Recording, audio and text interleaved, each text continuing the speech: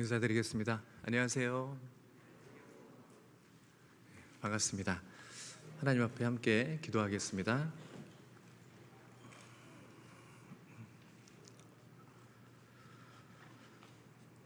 거룩하시고 자비로우신 우리 아버지 하나님, 참으로 감사를 드립니다.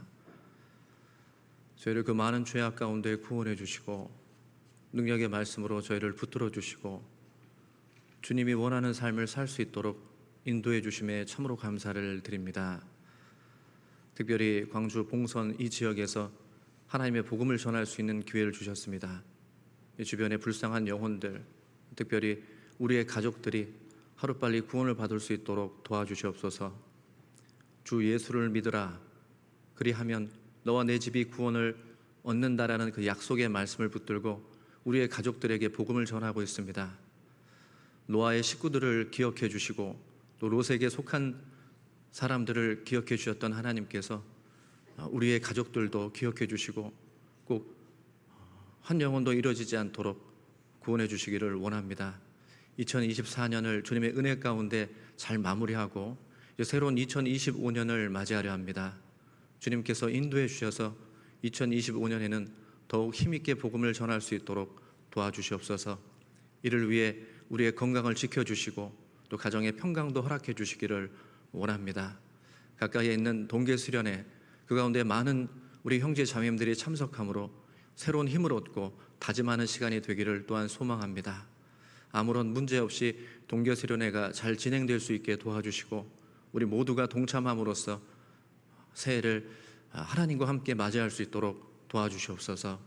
멀리 해외에 계시는 우리 귀한 형제 자매님들 또 선교사 가정 주님께서 특히 더 기억해 주시고 그 어려운 지역에 복음을 전하는 데 부족함이 없도록 주님께서 모든 부분을 채워주시기를 원합니다.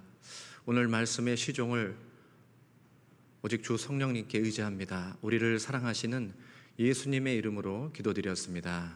아멘. 성경 말씀 찾겠습니다. 이사야 38장입니다.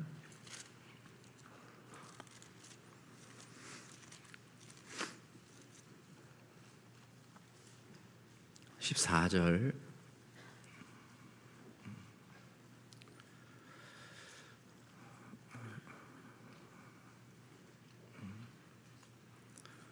이사야 38장 14절 구약 1012페이지입니다. 이 말씀을 접어두시면 좋을 것 같습니다. 14절 함께 읽겠습니다. 나는 제비같이 핫같이 쥐적이며 비둘기같이 슬피 울며 나의 눈이 쇠하도록 앙망하나이다. 여호와여, 내가 압제를 받사오니 나의 중보가 되옵소서. 저에게는 2살 터울의 동생이 있습니다. 어렸을 때 제가 한 6살 정도 됐을 때 동생이 4살이고 또 나이는 같지만 제가 한 학년 빨리 들어왔기 때문에 저한테는 사촌 동생이 또 한 명 있습니다. 그래서 남자 이렇게 셋이서 어렸을 때 아주 재밌게 잘 놀았습니다. 그런데 하루는 제 동생이 비슷한 또래의 어떤 아이한테 맞고 들어왔어요. 울면서 제 사촌 동생에게 왜 맞았는지를 얘기를 했습니다. 그래서 사촌 동생이 화가 나서 가서 제 동생을 때린 애를 때렸습니다. 그 아이가 울고 본인의 집에 가서 본인의 형을 데려왔어요. 그래서 그 형이 제 사촌 동생을 때렸습니다. 그 사촌 동생이 저에게 찾아왔어요. 사실 걔나 저나 같은 나이고 덩치도 거의 차이가 없습니다. 그래서 제가 이제 맞이다 보니까 저한테 찾아왔고 제가 화가 나서 갔는데 그 형은 많이 형이었어요. 한 4, 5학년 정도 되는 그런 아주 큰 형이었습니다. 그래서 제가 돌로 머리를 찍었습니다. 피가 그렇게 많이 나오는지 몰랐고 그 상황이 너무 놀라서 3명이서 도망을 치기 시작을 했는데 어디로 도망을 쳤냐면 그때 당시에 포장마차, 이렇게 리어커로 되어 있는 포장마차가 있었습니다. 그리고 거기에 아주 큰 국통이 있었어요. 오뎅 국물이나 이런 걸 끓이는 아주 큰 솥이 있었습니다. 거기에 3명이 숨어 들어갔습니다. 그리고 잠이 들었어요. 밖에서는 난리가 났겠죠. 저희 부모님이 찾으러 다니고 그러다가 잠들어 있는 3명을 찾았습니다. 그리고 나서 저희는 이런 말씀이 드리기 그렇지만 뒤지게 혼났습니다. 예. 저희는 그 상황에서 피하면 될 줄 알았어요. 그냥 안 보이면 될 줄 알았습니다. 그런데 방향을 잘못 잡았어요. 국통은 아무런 문제도 해결을 해주지 못했습니다. 어디로 가야 되느냐? 당연한 말이지만 부모님께 가야 돼요. 혼날 수 있겠지만 부모님은 그 사람들에게 보상을 해주고 그 사람들이 저를 해하지 못하도록 지켜주셨습니다. 국통은 잠깐의 안도감을 줄 수 있지만 아무런 해결책을 해주지 못했습니다. 제 눈에 보이지 않으면 괜찮을 줄 알았지만 사실은 아무런 해결책이 되지 않았죠. 이사야 36장에서 39장까지는 히스기야 왕, 남유다 13대 왕인 히스기야 왕에 대한 말씀입니다. 히스기야 왕은 큰 2가지 고난을 겪게 돼요. 첫 번째로는 아수르 사네립이 침략을 합니다. 2번째는 시한부 선고를 받게 돼요. 정신의학 박사인 오은영 교수가 오랜만에 건강검진을 받게 됩니다. 굉장히 오랜만에 받게 됐죠. 후배 의사에게 이제 받게 됐는데 초음파 검사 중에 담낭에서 무언가를 발견을 하게 돼요. 근데 그 모양이 의학 서적에 나오는 담낭암과 완벽하게 일치를 하는 겁니다. 그래서 모양을 보니까 암일 확률이 90% 이상이다, 이런 얘기를 듣게 되죠. 뿐만 아니라 대장에서도 암이 발견이 돼요. 그래서 이것이 전이가 된 거라면 6개월 정도 살 수 있다라는 시한부 선고를 받게 됩니다. 그때 많은 생각을 하게 되고 내 재산을 어떻게 정리할까, 이 짐들을 어떻게 처리할까, 그런 고민 가운데 자식 때문에 이제 울게 돼요. 이럴 줄 알았으면 우리 아이를 더 많이 안아줄 걸, 더 많이 사랑해 줄 걸, 많이 울었다고 합니다. 근데 다행히 담낭에서 발견된 것은 암은 아니었어요. 대장에 발견된 것만 암이었고 초기였기 때문에 치료를 받고 건강을 되찾게 됩니다. 근데 이 사건을 통해서 삶에 대해서, 가족에 대해서 다시 한번 생각해보는 계기를 갖게 됩니다. 전도인으로서 살다 보면 이런 시한부 선고를 받은 그런 분들을 만날 때가 있습니다. 특별히 초등학생 또 유치원생의 어린 자녀를 둔 그런 분들을 만날 때가 있어요.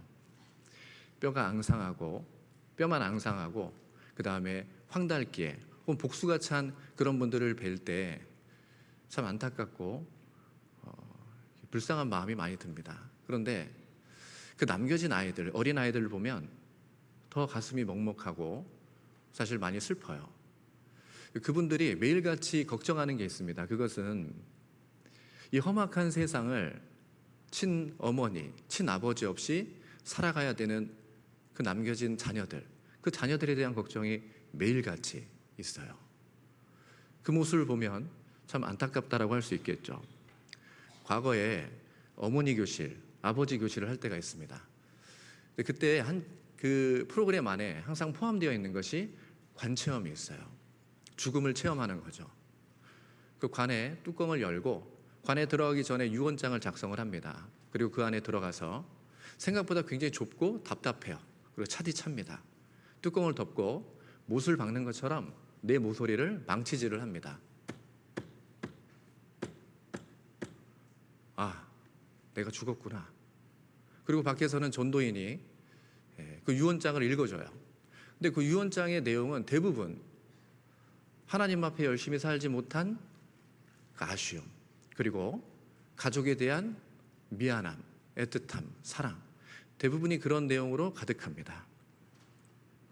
시한부로 내가 누리고 있던 모든 것들과 이별해야 되고 이제는 세상 끝임을 알 때 어떤 마음이 들까?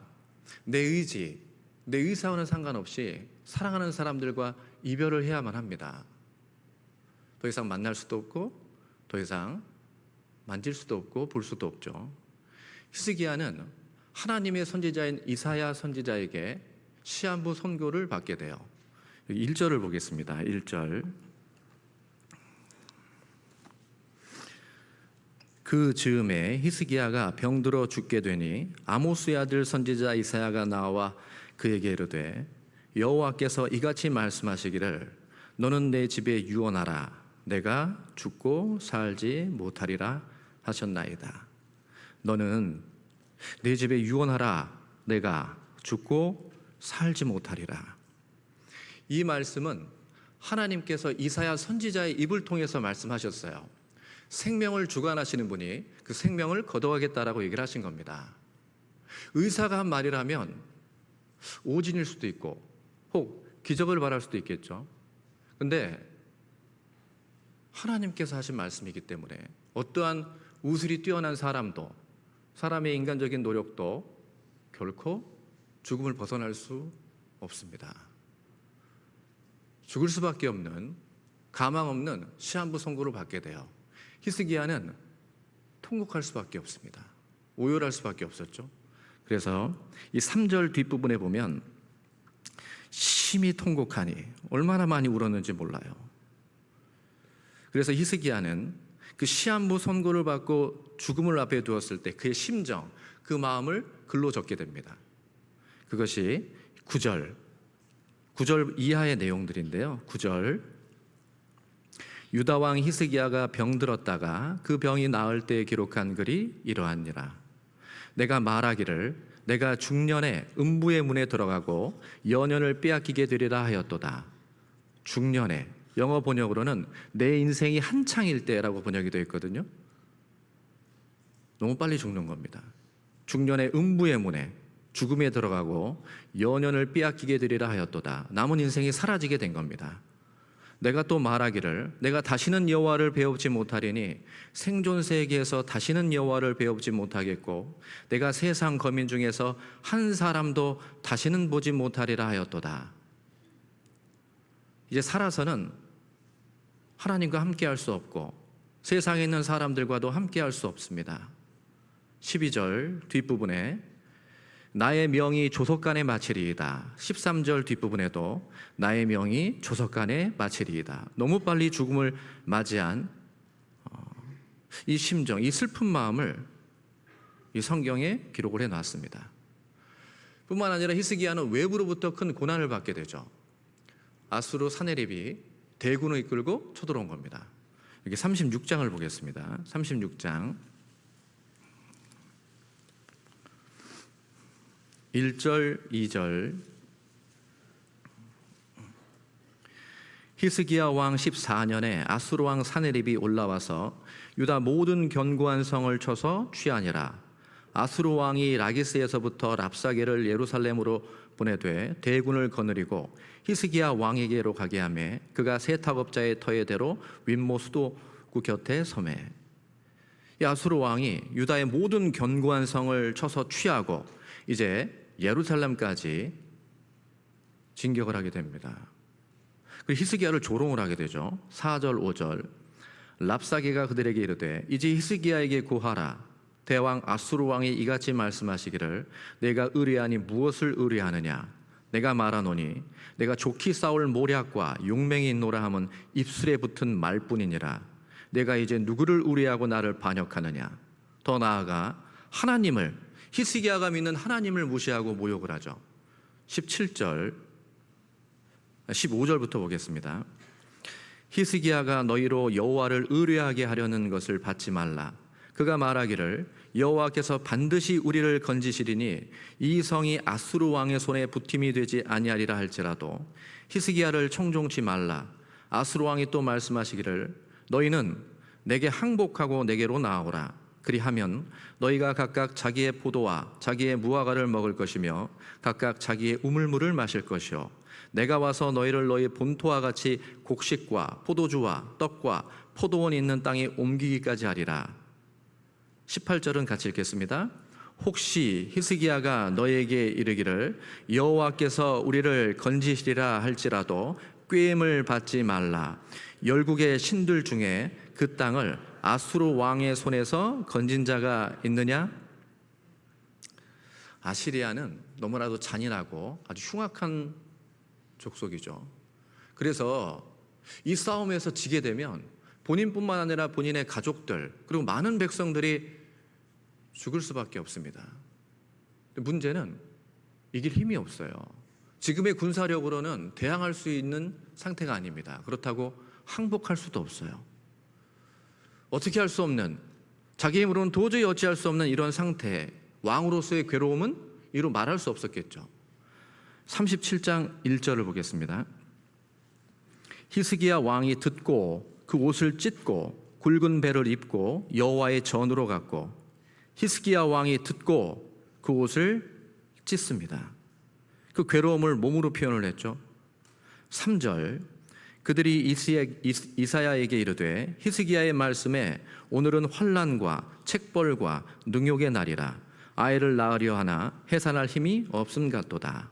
환난, 책벌, 형벌이죠. 능욕의 날이라고 표현할 정도로 이날 너무나도 괴로워했어요. 우리도 이런 고난들을 겪을 수 있죠. 아니, 지금 겪고 계신 분들도 계실 수 있습니다. 내 능력으로는 도저히 해결하기 힘든 안팎의 여러 고난들, 이런 고난에서 우리가 어떻게 해야 될까요? 하나님을 원망하고 교회를 떠나버리면 괜찮을까요? 세상 사람들처럼 담배 한 모금 이렇게 쭉 들이키고 연기를 뱉으면 그 연기가 사라지면서 멀리 날아가죠. 그것처럼 고난이 멀리 날아가 버릴까요? 술 한 잔 이렇게 기울이면서 술을 먹으면 취기가 점점 올라오고 그런 것, 기억이 점점 사라지게 됩니다. 그런 것처럼 이 고난이 사라져 버릴까요? 아니면 조금 힘 있는 사람을 의지하면 이 고난을 해결할 수 있을까? 아닙니다. 그건 해결책이 되지 못하죠. 제가 잠깐을 그 상황을 모면하기 위해서 국통에 들어간 것처럼 이건 진정한 해결책이 되지 못합니다. 어떻게 해야 될까? 옳은 방법이 아닌 거예요. 히스기야가 그 답을 제시해 주었습니다. 사실 히스기야는 하나님 앞에 바른 삶을 살고 있었어요. 선한 왕입니다. 그런데 이런 예기치 않은 고난을 연속해서 겪게 돼요. 원망할 수 있잖아요. 하나님, 제가 다른 것도 아니고 하나님을 위해서 인생을 살고 있는데 왜 저에게 이런 고난을 주십니까? 저는 인정하기 어렵습니다. 제가 죄를 지은 것도 아니고 잘못한 것도 아닌데 왜 이런 고난이 저에게 다가와야만 합니까? 이런 원망이 들 수 있잖아요. 과거에 청년회에서 봉사를 할 때 1년 중에서 가장 힘든 그 하루가 있었습니다. 그게 어버이날, 그 바로 전날 꽃 판매하는 그 날이었어요. 꽃을 그 전날에 엄청 이렇게 사서 만들어서 각 지역으로 그 어버이날 바로 전날에 이제 판매를 하는 겁니다. 어떤 분은 3번에, 어떤 분은 뭐 사당에, 어떤 분은 뭐 이렇게 강남역에, 이런 식으로 전부 다 부서별로 찢어져서 이렇게 판매를 해요. 근데 아시겠지만 그날이 피크잖아요. 그러니까 무슨 구두가게도 꽃을 팔고 편의점도 꽃을 팔고 온통 꽃을 팔아요. 근데 저희가 그걸 꽃을 판다는 게 쉬운 게 아닙니다. 결국 낮에는 형제들이 거의 없고 그 부장 봉사를 하는 임원들이 자기 차를 가지고 와서 매대를 싣고 꽃을 싣고 판매하는 곳으로 갑니다. 그리고 이제 자매님들이 도와주러 오세요. 그래서 매대를 이렇게 딱 깔면 옆에 있는 가게 주인들이 오, 여기 하시면 안 돼요. 여기 하시면 안 돼. 아이, 죄송합니다 하고 이제 다시 다른 데로 가요. 거기 또 이렇게 하려고 하면 오, 여기는 안 돼요. 그렇게 옮기다가 아주 애매한 그런 곳에 자리를 딱 잡으면 거기서부터 그래도 표정이 좋은 자매님들이 판매를 하고 형제들은 뒤에서 좀 도와줍니다. 저희는 3번으로 갔는데 3번 이마트 앞에 주차를 하고 매대를 꺼내서 이제 꽃 판매를 하고, 만약 꽃 판매가 다 밤 늦게까지 안 되면 모두 다 이제 그 짐을 짊어지고 강남으로 갑니다. 강남은 늦게까지 사람이 많아서 많은 분들이 오고 가기 때문에 판매를 하는데요. 다행히 시간이 지날수록 이제 형제자매님들 점점 많아지는 거예요. 퇴근하고 오시고 점점 많아지니까 꽃 판매하는 그 비율도 빨리 판매를 하게 됐습니다. 아, 다 팔았다. 세계 선교 헌금을 위해서 우리가 힘들었지만 밥도 굶고 차도 망가지고 힘들었지만 그래도 아주 보람차고 뿌듯하게 마무리를 잘하고 기도하고 헤어졌어요. 근데 며칠 후에 저한테 뭐가 하나 날라왔습니다. 이마트 앞에 제가 주차를 했잖아요. 그 카메라가 찍고 있었어요. 저는 몰랐습니다. 그때 당시에 4만 원인지 3만 원인지 기억은 안 나지만 그 주차 위반 딱지를 딱 보는 순간, 아니 하나님, 제가 다른 것도 아니고 세계 선교 헌금을 위해서 하루 내내 시간을 내고 밥도 굶어가면서 제가 꽃판매를 하지 않았습니까? 근데 제가 받는 건 주차 위반 딱지입니까? 원망이 막 올라오는 거예요. 제가 다른 것도 아니고 하나님의 일을 하는데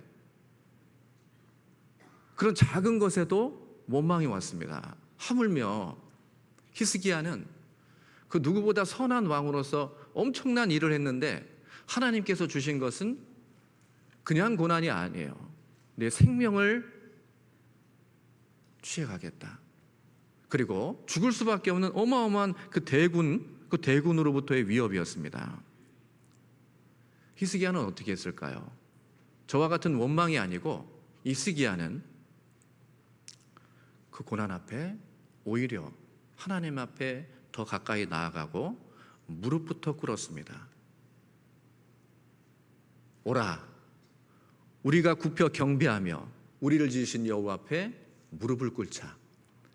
우리를 지으신 여호와 앞에 무릎을 꿇자. 그것이 먼저였어요. 하나님 앞에 기도부터 했습니다. 38장 2절입니다. 2절 3절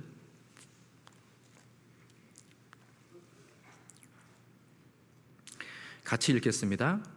히스기야가 얼굴을 벽으로 향하고 여호와께 기도하여 가로되 여호와여 구하오니 내가 주의 앞에서 진실과 전심으로 행하며 주의 목전에서 선하게 행한 것을 추억하옵소서 하고 심히 통곡하니 히스기야가 얼굴을 벽으로 향하고 여호와께 기도하여 가로되 여호와여 구하오니 기도하고 하나님께 구했어요.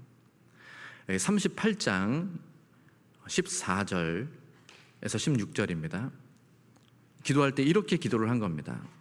나는 제비같이 핫같이 지저귀며 비둘기같이 슬피 울며 나의 눈이 쇠하도록 앙망하나이다. 여호와여 내가 압제를 받사오니 나의 중보가 되옵소서. 주께서 내게 말씀하시고 또 친히 이루셨사오니 내가 무슨 말씀을 하오리이까. 내 영혼의 고통을 인하여 내가 종신토록 가끈히 행하리이다. 주여 사람의 사는 것이 이에 있고 내 심령의 생명도 온전히 거기 있사오니 원컨대 나를 치료하시며 함께 읽겠습니다. 나를 살려 주옵소서. 제비같이 핫같이 비둘기같이 울면서 하나님께 나를 살려 주옵소서. 그렇게 간절하게 기도를 했습니다. 외부에서 온 고난에도 마찬가지였어요. 37장 14절입니다. 14절부터 17절. 히스기야가 사자의 손에서 글을 받아보고 여호와의 전에 올라가서 그 글을 여호와 앞에 펴놓고 여호와께 기도하여 가로되 그룹 사이에 계신 이스라엘 하나님 만군의 여호와여 주는 천하 만국의 유일하신 하나님이시라. 주께서 천지를 조성하셨나이다. 여호와여 귀를 기울여 들으시옵소서.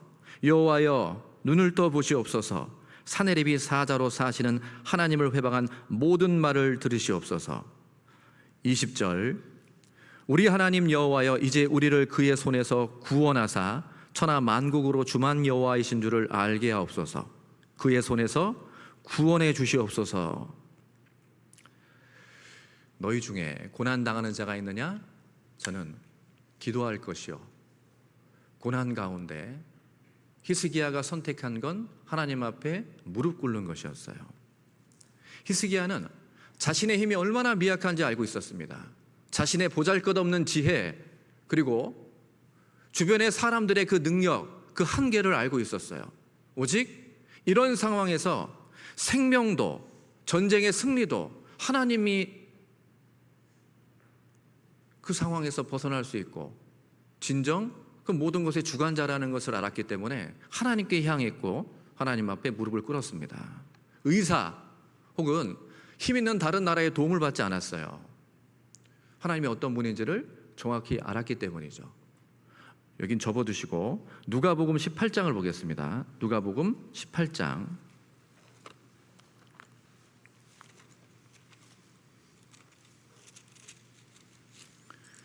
6절 7절입니다.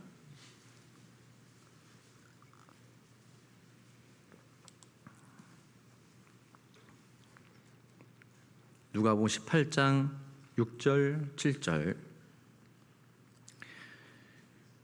주께서 또 가라사대 불의한 재판관의 말한 것을 들으라. 하물며 하나님께서 그 밤낮 부르짖는 택하신 자들의 원한을 풀어주지 아니하시겠느냐? 저희에게 오래 참으시겠느냐? 불의한 재판장도 지속적으로 자신에게 간청하는 사람의 그 원한을 풀어줬는데 지극히 선한 재판장이신 하나님께서 그 택하신 자들이 간절하게 부르짖는 그 원한을 풀어주지 않겠습니까? 마태복음 7장을 보겠습니다.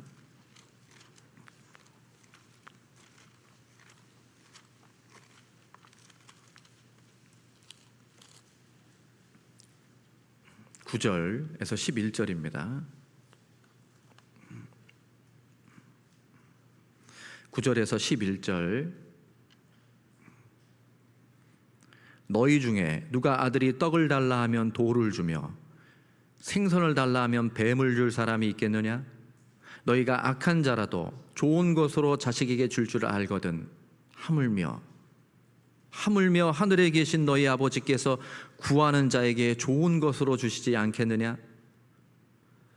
아들이 떡을 달라 하면 돌을 주고 생선 달라 하면 뱀을 줄 사람이 어디 있겠어요? 정말 그런 사람은 아버지라고 하기 어렵고 악한 사람이겠죠. 악한 사람들도 자식에게만큼은 좋은 걸 주려고 합니다. 하물며 지극히 선하신 아버지께서 아들인 우리가 하나님께 간절하게 구하는데 잘못된 걸 주시겠습니까? 원하는 것을 주셔요. 기도는 한자로 빌기빌도입니다. 구하고 구하는 것, 부르짖고 부르짖는 것, 기도하고 기도하는 것이죠. 한 번이 아니라 반복됨을 의미합니다. 반복해서 하나님 앞에 부르짖는 거예요. 이렇게 히스기야가 무릎부터 꿇고 하나님께 부르짖어서 하나님은 그 기도를 들어주십니다. 이사야 38장을 다시 보겠습니다.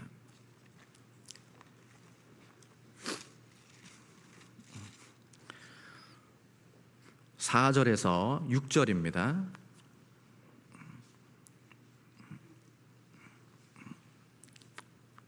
4절에서 6절 같이 읽겠습니다. 이에 여호와의 말씀이 이사야에게 임하니라. 가라사대 너는 가서 히스기야에게 이르기를 내 조상 다윗의 하나님 여호와께서 이같이 말씀하시기를 내가 내 기도를 들었고 내 눈물을 보았노라. 내가 내 수안에 15년을 더하고 너와 이 성을 아수르 왕의 손에서 건져내겠고 내가 또 이 성을 보호하리라. 내 눈물을 보았고 내 기도를 들었고 그래서 15년을 그리고 아수르 왕의 손에서 건져내 주겠다, 보호해 주겠다. 그 기도를 들어주셨죠. 자신의 그 기도를 들어주신 하나님, 그때의 마음도 그때의 그 심정도 성경에 기록을 했어요. 이게 38장 17절부터 보겠습니다. 17절에서 20절입니다. 보옵소서 내게 큰 고통을 더하신 것은 내게 평안을 주려 하심이라. 주께서 나의 영혼을 사랑하사 멸망의 구덩이에서 건지셨고 나의 모든 죄는 주의 등 뒤에 던지셨나이다. 음부가 주께 살해하지 못하며 사망의 주를 찬양하지 못하며 구덩이에 들어간 자가 주의 신실을 바라지 못하되 오직 산자 곧 산자는 오늘날 내가 하는 것과 같이 주께 감사하며 주의 신실을 아비가 그 자녀에게 알게 하리이다. 여호와께서 나를 구원하시리니 우리가 종신토록 여호와의 전에서 수금으로 나의 노래를 노래하리로다. 이 이사야는 그 죄를 벗어나서 영원히 구원받았는데 그 영원 구원뿐만 아니라 이 육신의 생명도 구원해 주셔서 연장시켜 주셔서 그에 대한 기쁨이 있었어요. 너무나도 기쁜 겁니다. 그래서 그 기쁨 가운데 내가 이제 산 자, 살았기 때문에 남은 인생을 종신토록 여호와의 전에서 수금으로 나의 노래를 노래하리로다. 끊임없이 하나님을 찬양하고 그 경험을 노래하는 그런 삶을 살겠다라는 그 마음의 심정이 이 안에 그대로 들어가 있어요. 시편 145편을 보겠습니다.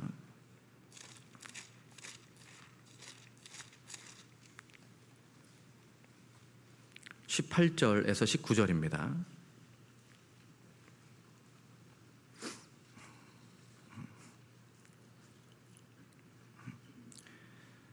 (145편) 18절에서 19절 함께 읽겠습니다.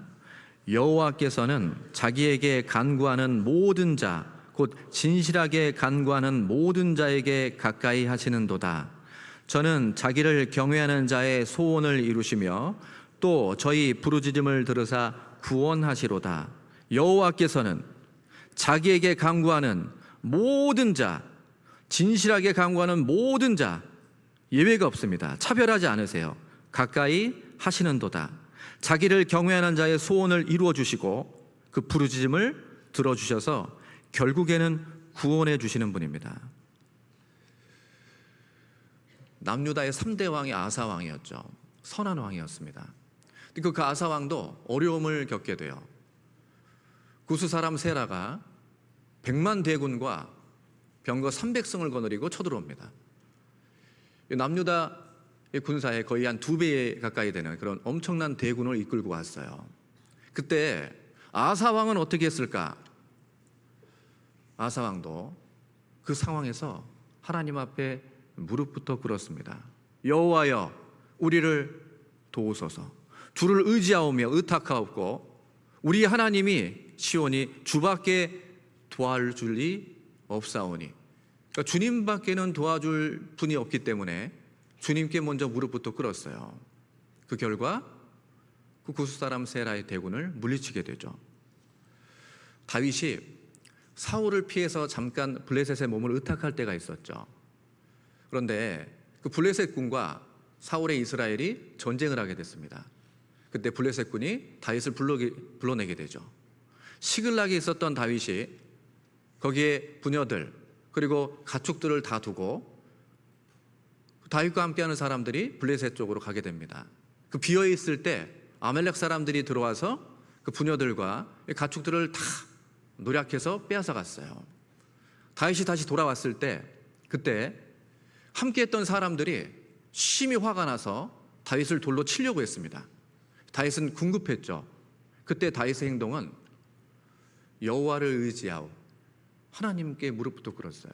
그 상황에서, 그 어려운 상황에서 이걸 어떻게 피하지? 이게 아니라 주님을 먼저 의지했습니다.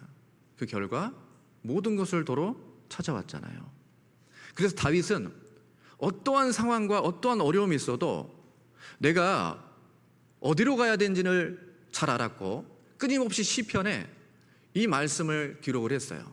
시편 18편을 보겠습니다.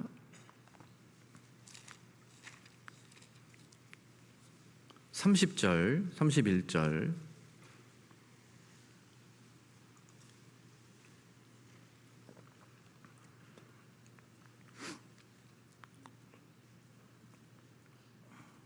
(30절) (31절)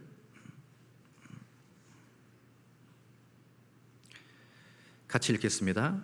하나님의 도는 완전하고 하나님 여호와의 말씀은 정미하니 저는 자기에게 피하는 모든 자의 방패시로다. 여호와 외에 누가 하나님이며 우리 하나님 외에 누가 반석이뇨. 자기에게 피하는 모든 자의 방패가 되신다라는 것을 다윗은 알았고 끊임없이 이 사실을 성경에 기록해 놨죠. 그런데 시편 145편 18절에 진실하게 간구하는 모든 자에게 가까이 한다고 그랬죠. 진실하게 간구하는 기도, 진실된 기도, 하나님이 원하시는 기도, 그 기도 가운데 하나님이 가까이 주시고 그 소원을 들어주시는데, 진실된 기도는 어떻게 하는 걸까요? 하나님이 원하는 기도는 어떻게 하는 걸까요? 첫 번째가 몸과 마음을 표현을 해야 되는 겁니다. 내 진실됨을 몸과 마음으로 표현을 하는 거예요. 단지 옷을 찢는 것이 아니라, 형식적인 기도가 아니라 마음을 찢는 기도를 해야 돼요. 그리고 그 마음의 그 상태를 외적으로도 표현하는 것, 그 간절함을 나타내는 것. 마음을 찢지도 않고 몸을 찢지도 않는다라는 건 아직 내가 힘이 있다라는 거죠. 하나님이 원하는 건 완전한 소진, 완전한 의지를 원하세요. 요엘서 2장을 보겠습니다. 다니엘, 호세아, 요엘이죠. 요엘서 2장, 구약 1271페이지입니다. 구약 1271페이지, 요엘서 2장 12절, 13절.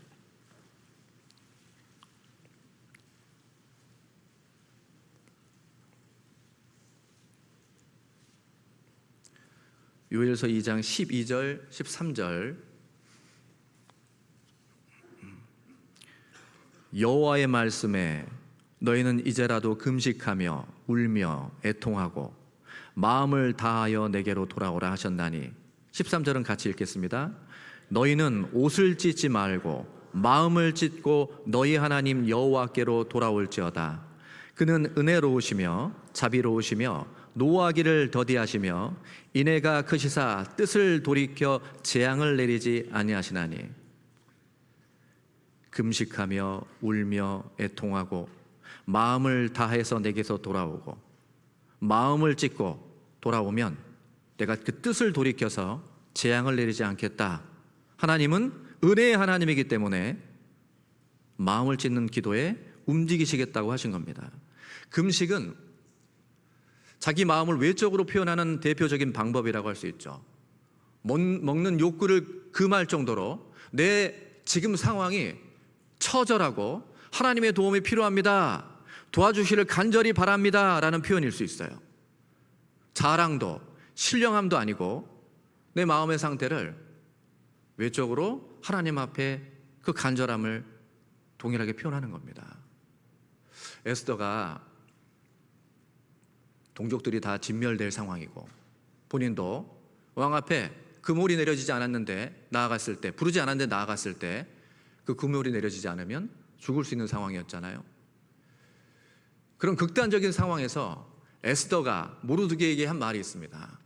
그게 뭐냐면, 당신은 가서 수산에 있는 유다인들을 다 모으고 나를 위해서 금식을 밤낮 3일 동안 해달라고, 먹지도 마시지도 말라고, 나도 시녀들과 함께 그렇게 하겠다라고, 그리고 내가 나아가서 죽으면 죽으리라, 그렇게 말씀을 하잖아요.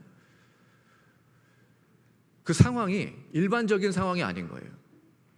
그 마음에 있는 괴로움을 함께 외적으로 표현을 했습니다. 하나님은 내가 지금 얼마나 하나님께 구하는지, 필요한지 도움이, 그 눈물과 애통, 그리고 외적으로 표현했을 때 그 처절함 속에서 하나님은 우리의 그 소원을 들어주세요. 응답하시는 분입니다. 그리고 아무리 내가 힘들고 어려운 상황이 있어도 기도의 중심은 내가 아니라 하나님이어야 돼요. 내가 힘들수록 하나님이 중심이 되는 기도를 해야만 합니다. 열왕기상 18장을 보겠습니다. 열왕기상 18장.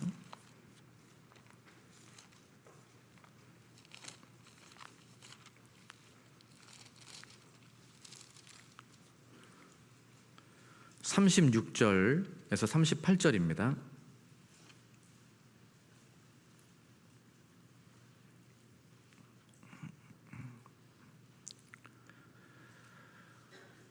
(548페이지입니다) 구약 36절에서 38절.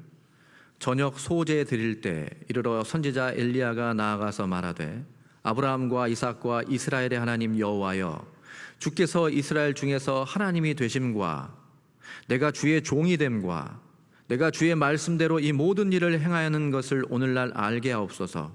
여호와여 내게 응답하옵소서. 내게 응답하옵소서. 이 백성으로 주 여호와는 하나님이신 것과 주는 저희의 마음으로 돌이키게 하시는 것을 알게 하옵소서 하매 이에 여호와의 불이 내려서 번제물과 나무와 돌과 흙을 태우고 또 도랑의 물을 핥은지라.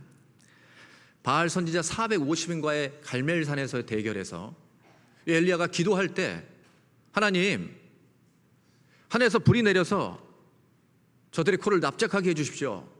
하나님, 제가 하나님의 선지자라는 것을 드러날 수 있게 불을 내려 주시옵소서. 그렇게 기도한 것이 아니고 이 기도의 내용은 전부 다 하나님 중심이에요. 계속해서 하나님이 어떤 분인지, 내가 왜 이런 일을 하고 있는지 하나님 편에서 생각을 하고 하나님 시선으로 바라봤죠. 이스라엘 중에 하나님 되심, 나는 그 하나님의 종에 불과하고 저는 그저 이 말씀대로, 하나님 말씀대로 행할 뿐입니다. 이 백성들이 이 결과, 하나님이 참 하나님이라는 걸 알게, 그리고 하나님께 돌아올 수 있게 해주시옵소서. 이 모든 기도의 중심이 하나님이었어요. 이스라엘 전체의 신앙과 자신의 목숨이 달려있는 이 대결에서 엘리야는 하나님의 주인이 누군지를 알았습니다. 우리는 기도할 때 늘 주님, 주님 그렇게 얘기를 하잖아요. 하나님이 주인이라고 하지만 실제로 기도의 주인은 내가 되는 경우가 얼마나 많습니까?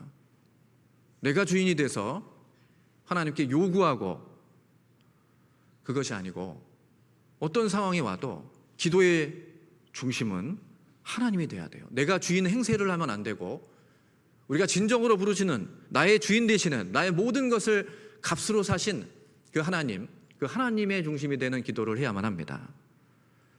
그리고 기도할 때 하나님에 대한 확실한 믿음을 가지고, 그러니까 믿음이 확실해야 돼요. 그 믿음이란 자기를 의지하는 것이 아니죠. 대상을 의지하는 겁니다. 내가 연약하고 내가 할 수 없기 때문에 할 수 있는 능력을 가진 분에게 내가 부탁을 하는 거잖아요. 그런데 그 대상을, 그 능력을 제한하고 그 능력을 의심하고 불신한다면 어떻게 내가 얻을 수 있겠어요? 내가 기도하는 그분에 대한 확실한 믿음을 가지고 기도를 해야죠. 우리가 잘 아는 말씀이 있죠. 야고보서 1장을 보겠습니다.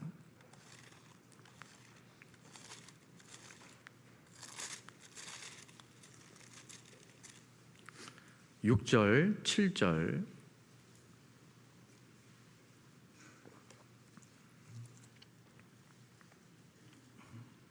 야고보서 1장 6절, 7절입니다. 같이 읽겠습니다. 오직 믿음으로 구하고 조금도 의심하지 말라. 의심하는 자는 마치 바람에 밀려 요동하는 바다 물결 같으니 이런 사람은 무엇이든지 주께 얻기를 생각하지 말라. 믿음으로 구하고 조금도 의심하지 말라. 의심하는 자는 마치 바람에 밀려 요동하는 바다 물결 같으니, 늘 요동하고, 그러니까 얻을 수는 없죠. 주께 얻기를 생각하지 말라. 근데 이 믿음은 우리가 어떻게 생기죠?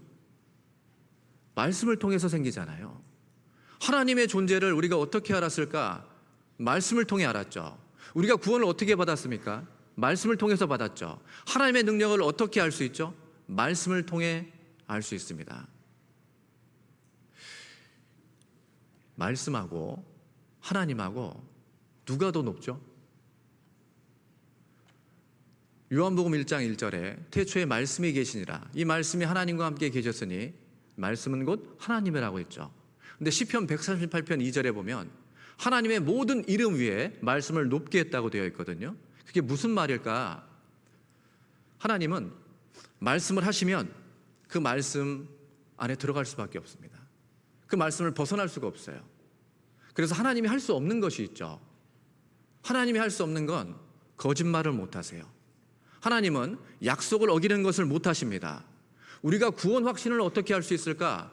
하나님이 내 죄를 기억지 않겠다라고 하셨기 때문에 하나님도 그 말씀에 얽매이고 그 말씀에서 벗어날 수가 없어요. 그래서 내 구원이 이 말씀을 통해서 보증이 되고 안전할 수 있잖아요. 우리가 기도를 할 때 어떻게 해야 될까?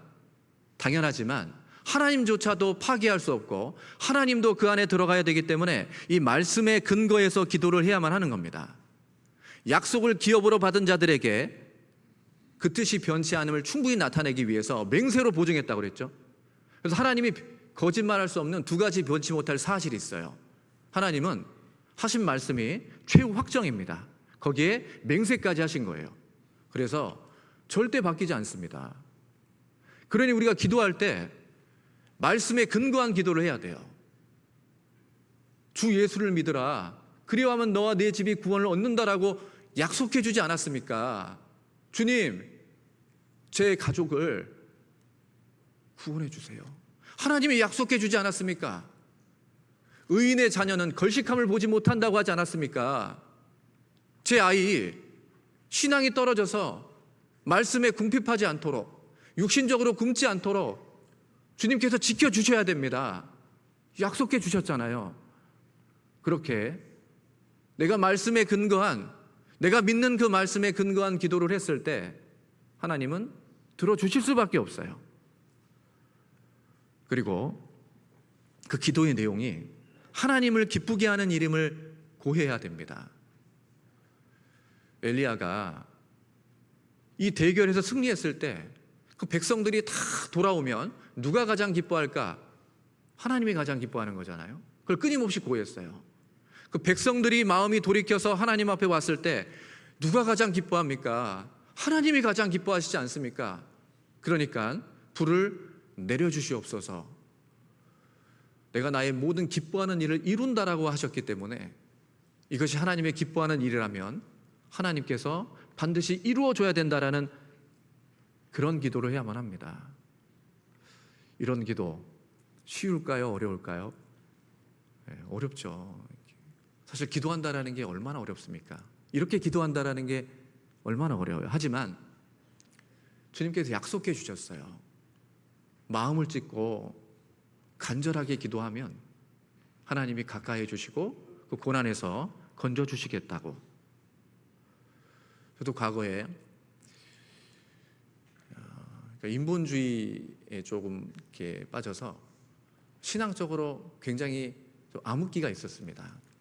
하나님이 왜 사람에게 이렇게 하는 거지? 왜 이런 일들이 있는 거지? 그것 때문에 굉장히 힘든 시기가 있었어요. 근데 이게 해결이 안 되는 겁니다. 잘. 하나님이 문제가 있는 분인 것처럼 느껴졌고 사람들이 너무 불쌍한 거예요.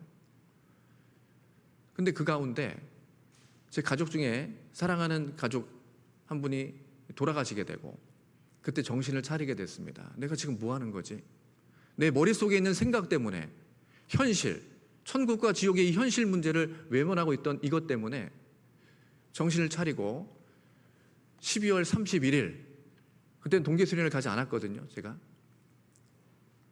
밤 11시에 하나님 앞에 제 방 모서리에 무릎을 꿇었습니다. 그리고 처음에는 그냥 가볍게 기도했던 그 부분이 점점 가슴을 치고 울게 되고 하나님, 저 이렇게 살고 싶지 않습니다. 저 좀 도와주세요.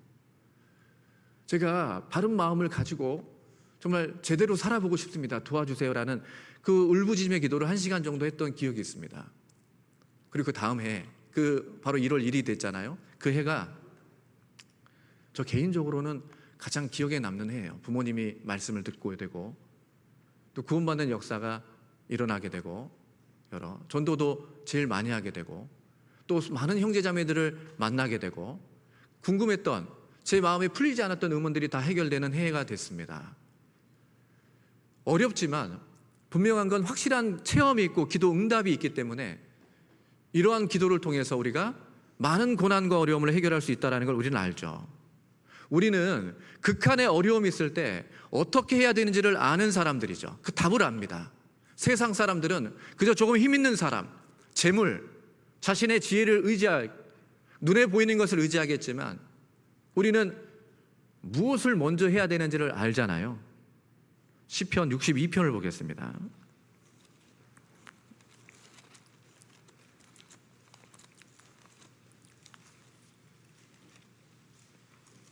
(7절) (8절)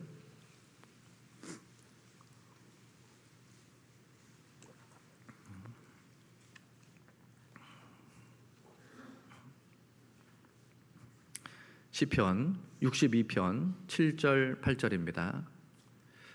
같이 읽겠습니다.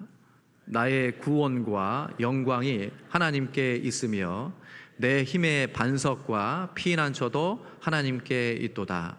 백성들아 시시로 저를 의지하고 그 앞에 마음을 토하라. 하나님은 우리의 피난처시로다. 나의 구원이 하나님께 있습니다. 죄의 사함도 하나님께 있고 고난에서 건져주는 것도 하나님께 있죠. 이 구원은 하나님께 있어요. 그러니까 8절에 백성들아 시시로 저를 의지하고, 우리가 누구를 의지해야 되냐면 시시로 항상 하나님을 의지합니다. 그리고 그 앞에 마음을 토하라. 하나님 앞에 나아가서 내 마음속에 있는 것을 토해내는 거예요. 하나님 앞에 우리가 마음을 가릴 수가 없잖아요. 우리의 마음을 다 아시는 하나님 앞에 뭘 숨길 게 있겠습니까? 숨길 수도 없죠. 그 앞에 마음을 토하라고 하셨어요. 마음을 토하라. 하나님은 우리의 피난처시로다. 누구도 내 마음을 위로해 주지 못하지만 하나님은 나에게 안식을 주고 평안을 주는 유일한 피난처가 되어주셔요. 그 시리아 내전 당시에 과거에 자신의 가정과 생명을 보호해 줘야 되는 그 나라가 전쟁에 휘말리게 되니까 이제 더 이상 보호를 받을 수가 없잖아요. 그러니까 안전한 나라로 이제 피난을 가게 됩니다. 그 작은 배에 얼마나 팍팍하게 탔는지 아슬아슬해요, 배가. 그래서 전복당하면 그 탔던 사람들이 다 죽을 수밖에 없는 그런 일들이 있었습니다.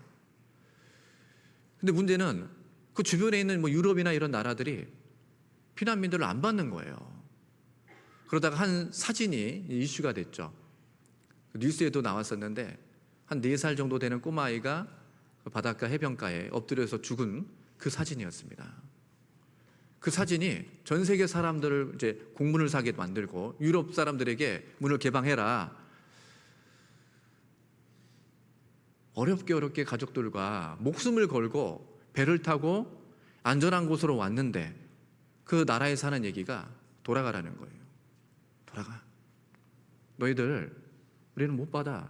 돌아가. 그때 그 부모의 마음은 어땠을까요? 하나님은 우리가 정말 너무나도 힘들고 어려울 때 하나님께 갔는데 하나님이 돌아가. 그런 분이 아닙니다. 하나님이 우리를 외면하거나 주님께 오는 사람을 결코 돌려보내지 않아요. 가장 안전하고 모든 사람을 위로해 줄 수 있고 누구보다 우리의 작은 신음소리에도 귀를 기울여 주는 분이시죠. 심지어 내가 큰 죄를 지어서 잘못된 모습으로 살고 있다 하더라도 주님 앞에 무릎을 꿇고 주님께 향하면 주님은 다시 품어주십니다. 다윗이요,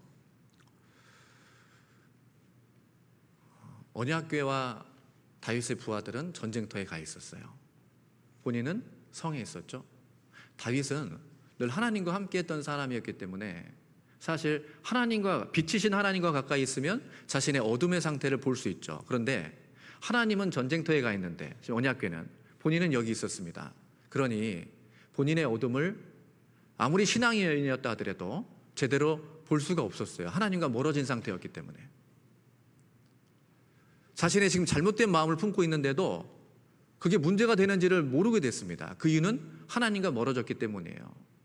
그때 자신의 충성스러운 부하인 우리아의 아내 바세바의 목욕하는 장면을 보게 되고 데려오게 되고 동침을 하게 되죠. 그걸로 끝난 것이 아니라 임신 사진을 듣게 되고 그 밧세바의 남편인 우리아를 불러들이고 계략을 짰지만 그 계략이 실패로 돌아갑니다. 그 결과 이 우리아를 요압을 통해서 죽게 만들죠. 그리고도 이 밧세바가 아이를 낳을 한 1년이라는 시간 동안 아무 일이 없는 것처럼 있었어요. 그런 끔찍한 죄를 짓고 그 평화로운 가정을 풍비박산을 내놓고서 본인은 1년 동안 평화롭게 선한 왕인 것처럼 그렇게 지냈습니다. 그때 나단 선지자가 나타나게 되죠. 그리고 책망을 합니다. 가난한 집에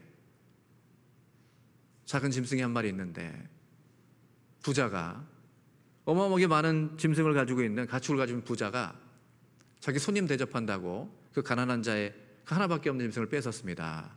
잔치를 벌였습니다. 다윗이 노를 합니다. 엄청나게 크게 노해서 그 자를 심판하겠다라고. 하지만 나단이 뭐라고 하죠? 당신이 바로 그 사람이라. 그리고 다윗을 책망했을 때 다윗은 한 나라의 왕입니다. 왕으로서 이렇게 얘기할 수 있죠. 너 지금 어느 안전이라고 함부로 여기서 입을 놀리느냐? 근데 다윗은 그러지 않았어요. 나단이 그렇게 책망했을 때 다윗은 비록 자신이 큰 죄악 가운데 있었지만 그로 인해서 하나님 앞에 혼날 수 있지만 하나님 앞에 향했고 주님, 제가 죄를 범했습니다 하면서 주님께 무릎을 꿇었습니다. 이 일로 다윗은 엄청난 고통을 겪게 돼요. 밧세바와 낳은 첫 번째 아이를 하나님이 데려가셨죠. 그리고 첫째 아들인 암논이 이복누이 다말을 범했죠. 그 일로 인해서 셋째 아들 압살롬이 이 첫째 아들인 암논을 죽이게 됩니다. 그걸 압살롬이 반역을 일으켜서 다윗, 아버지인 다윗을 죽이려고 하고 심지어 자신의 장인이자 모사였던 아히도벨도 함께 배반을 하게 돼요. 그런 연속적인 고통을 겪었습니다. 하지만 다윗은 그런 많은 고난 속에서도 하나님께 늘 기도하고 하나님의 말씀에 귀를 기울이고 하나님과 함께 했어요. 시편 62편을 보겠습니다. 시편 62편 3절 4절. 이 시편 62편은 다윗이 지은 큰 죄로 인해서 징계받고 고통 가운데 기록된 시죠. 62편 3절 4절. 넘어지는 담과 흔들리는 울타리 같은 사람을 죽이려고 너희가 일제히 박격하기를 언제까지 하려느냐? 저희가 그를 그 높은 위에서 떨어뜨리기만 꾀하고 거짓을 즐겨하니 입으로는 축복이요 속으로는 저주로다. 넘어지는 담과 흔들리는 울타리는 위태위태하죠. 다윗의 상태인 거예요. 조금만 누군가가 건드려도 넘어질 수밖에 없는 그런 아슬아슬하고 위태위태한 그런 상태에 있는 자신을 죽이려고 너희가 일제히 공격하기를 언제까지 하려느냐? 그 높은 위 왕의 자리에서 떨어뜨리기를 꾀하고 입으로는 함께 있을 때는 입으로는 좋은 말을 했지만 속으로는 다윗을 몰아내기 위한 계략을 계속해서 꾸몄었죠. 그래서 다윗은 이렇게 얘기를 합니다. 10절 포악을 의지하지 말며 힘을 의지하지 말며 탈취한 곳으로 허망하여 지지 말며 재물이 늘어도 거기 치심지 말지어다. 재물도 아니고 9절 진실로 천한 자도 헛되고 높은 자도 거짓되니 저울에 달면 들려 입김보다 경하리로다. 사람도 아니라는 겁니다. 힘도 재물도 사람도 아니고 그럼 누구를 의지해야 되느냐? 반복적으로 이렇게 얘기를 하죠. 1절 2절 1절 2절 같이 읽겠습니다. 나의 영혼이 잠잠히 하나님만 바라며 나의 구원이 그에게서 나는도다. 오직 저만 나의 반석이시요 나의 구원이시요 나의 산성이시니 내가 크게 요동치 아니하리로다. 하나님만 바라며 구원이 하나님께서 나는도다. 나의 반석이시고 나의 구원이시고 나를 지켜주는 산성이고 이걸 아니까 요동하지 않는다라는 겁니다. 5절 6절 또 같이 읽겠습니다. 나의 영혼아 잠잠히 하나님만 바라라. 대저 나의 소망이 저로조차 나는도다. 오직 저만 나의 반석이시요 나의 구원이시요 나의 산성이시니 내가 요동치 아니하리로다. 반복해서 하나님만 바라고 그분만이 나의 소망이고 모든 것이 그분을 쫓아 나는도다. 그래서 내가 요동치 않다. 11절 12절 하나님이 한두 번 하신 말씀을 내가 들었나니 권능은 하나님께 속하였다 하셨도다. 주여 인자함도 주께 속하였사오니 주께서 각 사람이 행한 대로 갚으심이니이다. 권능은 하나님께, 능력은 하나님께 있죠. 그래서 우리가 누구를 의지해야 되느냐? 8절에 있는 말씀처럼 저를 의지하고 하나님을 의지해야만 하는 겁니다. 다윗은 그 많은 고난 가운데 사울에게 쫓길 때도 아들인 압살롬에게 쫓길 때도 늘 하나님을 바라고 하나님께 무릎 꿇고 하나님께 마음을 토했어요. 결과 다윗은 비록 잘못을 범하긴 했지만 하나님과 마음이 합했다라는 평가를 받고 모든 왕의 기준이 됐습니다. 모든 선한 왕의 기준이 됐잖아요. 하나님께서 모든 것을 회복해 주셨죠. 그건 다윗만이 아닙니다. 어떤 죄를 지었다 하더라도 하나님께 정말 진실되게 부르짖고 외치면 하나님은 기꺼이 외면하지 않고 그 사람을 안아주시고 그 부르짖는 소리에 귀를 막지 않으세요. 반드시 귀를 열고 들어주십니다. 우리 누가복음 23장을 보겠습니다. 누가복음 23장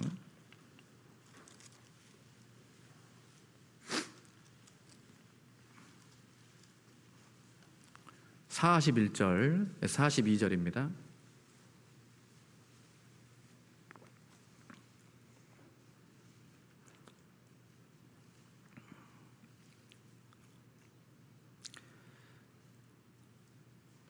우리는 우리의 행한 일에 상당한 보응을 받는 것이니 이에 당연하거니와 이 사람의 행한 것은 옳지 않은 것이 없느니라 하고 가로되 예수여 당신의 나라에 임하실 때 나를 생각하소서.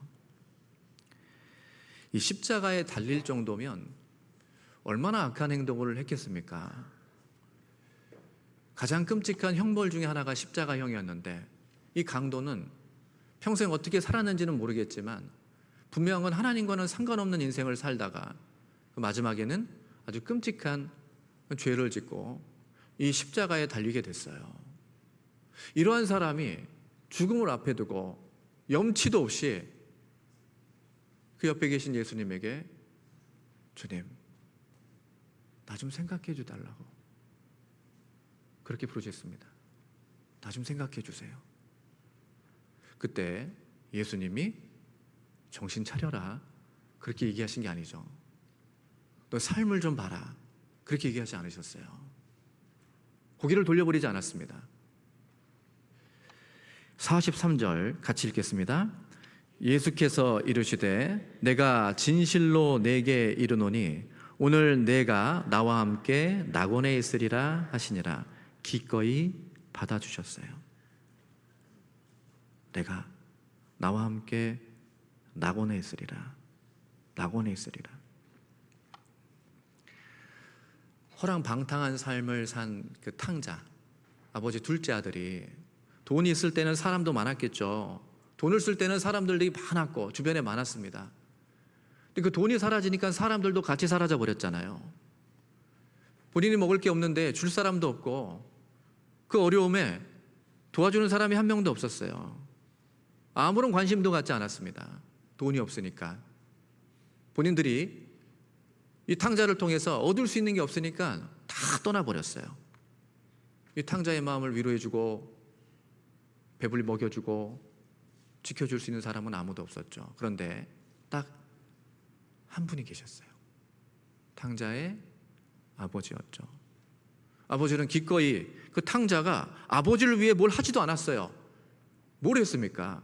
그저 자신의 배만 불리고 즐거움 위해서 살았지만 기꺼이 그 아들이 돌아왔을 때 그리고 그 아버지한테 무릎 꿇고 이제 저를 아들이 아니라 종으로 삼아 주시옵소서 그렇게 진실되게 뉘우쳤을 때 아버지는 이 아들을 기꺼이 안아주고 가락지를 끼워주고 잔치를 벌여주고 더 이상 굶지 않도록 보호해주고 지켜줬잖아요. 아버지만큼은 그 아들을 안아주고 그 아버지만큼은 500물만 그 아들의 돌아옴을 기다려주고 아들에 대한 걱정을 했죠. 하나님은 동일합니다. 하나님만큼은 내가 탕자의 삶을 살았어도, 즉 한평생 하나님과 상관없는 인생을 살았어도, 신앙 생활 가운데 구원을 받고 죄 가운데 다른 사람들, 형제 자매들이라 하더라도 손가락질을 당할 수도 있겠죠. 뒤에서 수근수근 할 수도 있습니다. 설사 그렇다 하더라도 하나님만큼은 내가 하나님께 진실로 뉘우치고 돌아오면 나를 보호해 주시고 먹여주시고 잔치를 벌여주세요. 사람이 아니고 다른 것이 아니고 오직 하나님께 피해야 됩니다. 그리고 무릎부터 꿇어야 돼요. 물론 내가 지은 죄로 인해서 혼날 각오는 해야 되죠. 그러나 방향을 다른 곳이 아니라 주님께로 향하는 것이 정답입니다. 주님께로 나아가는 것이 정답이에요. 그럼 어떤 상황에서도 주님은 반드시 은혜를 보여주십니다. 그 세계제 2차 대전 때 유대인들을 숨겨줬다라는 죄목으로 유대인들과 함께 포로 수용소에 갇힌 네덜란드 그리스도인이 있어요. 코리 텐붐이라는 분인데 여성입니다. 수년 동안 전쟁 상황에 따라서 여기 수용소에서 고생하다가 또 다른 데로 옮겨지고 또 다른 데로 옮겨지고 그러다가 이제 맨 마지막 그 옆에가 화장터예요. 조금 지나면 이제 화장터에 가서 죽을 수밖에 없는 그런 상황입니다. 거의 끝에까지 온 거예요. 이제 죽을 상황이에요. 근데 기적적으로 살아나게 돼요. 나오게 됩니다. 그리고 그녀가 쓴 책이 있죠. 여러 책이 있는데 그 수용소의 그 과정들, 그 삶, 언니와 아버지와 함께 들어갔어요. 언니도 아버지도 그 수용소 안에서 죽게 되죠. 다 그리스도인이었습니다. 그녀만 혼자 살아남았습니다. 그리고 쓴 책의 제목이 뭔지 아십니까? 주는 나의 피난처예요. 우리는 그 포로 수용소 같은 그런 모습들을 보면 너무 끔찍하잖아요. 이 세상에 지옥이 있다면 그런 수용소겠죠. 아침이 되면 저녁이 되면 좋겠다. 저녁이 되면 아침이 되면 좋겠다. 빨리 시간이 지나가 버리길 그렇게 바랄 수밖에 없는 그런 포로 수용소에 어떻게 하나님의 은혜가 있겠어? 저런 곳에 어떻게 하나님의 은혜가 있을 수 있어? 근데 직접 그 안에서 삶을 살고 경험한 분이 나와서 기록한 책이 그 안에서 내가 얼마나 많은 주님의 은혜를 겪었는지 경험했는지 모른다라는 책을 기록했어요. 그리고 나중에 나왔을 때 몇 년 만에 마신 그 커피 향은 잊을 수가 없답니다. 그 커피 향만으로도 하나님의 은혜를 느꼈대요. 우리가 매일같이 마시는 커피나 음료수 때문에 하나님의 은혜를 느끼진 않잖아요. 그러나 그런 극한의 고난에서 살아나와서 자유의 몸을 느끼며 하나님 주신 그 은혜 가운데 마신 커피는 잊을 수 없다라고 그렇게 얘기를 합니다. 많은 분들이, 저도 마찬가지였어요.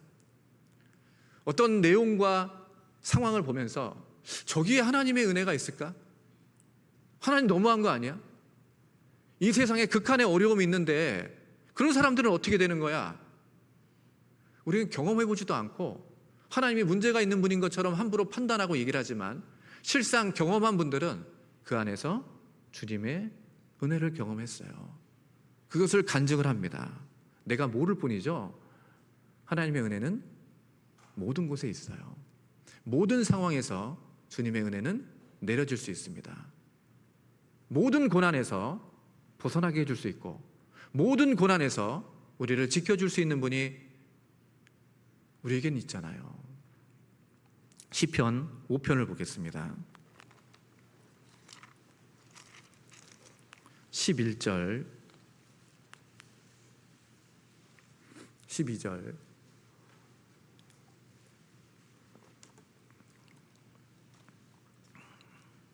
11절 12절 같이 읽겠습니다. 오직 주에게 피하는 자는 다 기뻐하며 주의 보호로 인하여 영영이 기뻐 외치며 주의 이름을 사랑하는 자들은 주를 즐거워하리이다. 여호와여, 주는 의인에게 복을 주시고 방패로함같이 은혜로 저를 호위하시리이다. 오직 주에게 피하는 자는 다 기뻐하며 주의 보호로 인하여 영영이 기뻐 외치며 주님께 피한 사람들의 결과는 다 주님의 보호를 받게 됩니다. 다 기뻐한다고 되어 있죠. 주님께 피한 사람들은 다 기쁨을 받지만 주님께 피하지 않는 사람들은 반대가 되는 거예요. 괴로움이 있겠죠. 잠깐은 괜찮을 수 있지만 결과적으로는 괴로움이 있게 됩니다.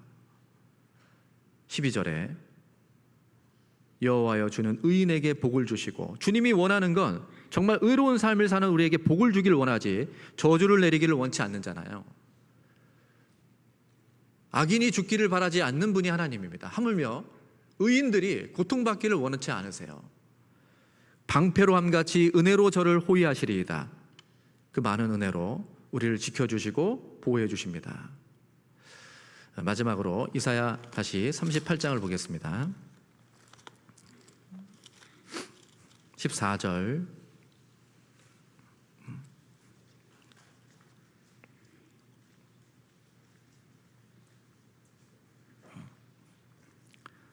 14절 같이 읽겠습니다.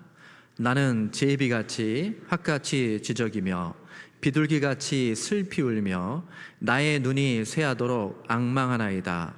여호와여, 내가 압제를 받사오니 나의 중보가 되옵소서. 내가 압제를 받사오니 나의 중보가 되옵소서. 제비같이 학같이 비둘기같이 슬피 울지만 그 울음 속에서 하나님을 앙망하고 하나님께 중보의 기도, 중보가 되어 주옵소서 기도했을 때 하나님이 분명히 그런 모든 압제와 고난에서 우리를 건져주시고 보호해 주십니다. 그래서 고난에서 우리가 무엇을 먼저 해야 될까? 그 우선순위는 하나님께 무릎부터 꿇는 거고, 내 이 마음의 상태를 진실되게 하나님께 토로하고 외쳤을 때 하나님은 그 진실함을 들으시고 그 고난에서 기꺼이 건져주십니다. 우리는 그걸 믿고 살아가야 될 거라고 생각합니다. 같이 기도하고 마치겠습니다. 하나님 아버지, 감사합니다. 오늘 이렇게 하나님의 말씀을 배울 수 있는 기회를 주심에 감사합니다. 저희가 늘 하나님을 찬양하고 하나님의 영광을 위해 살 수 있도록 도와주시옵소서. 저희의 인생이 주님께 기쁨을 드리기를 소망합니다. 저희가 주님 만났을 때 흘렸던 이 세상에서의 많은 눈물들 주님께서 친히 닦아주시고 그 고난 속에서 저에게 영광을 보여주시기를 원합니다. 늘 주님과 함께하는 그런 삶 속에서 더욱더 기쁨을 누리는 2025년이 되길 원합니다. 우리를 사랑하시는 예수님의 이름으로 기도드렸습니다. 아멘.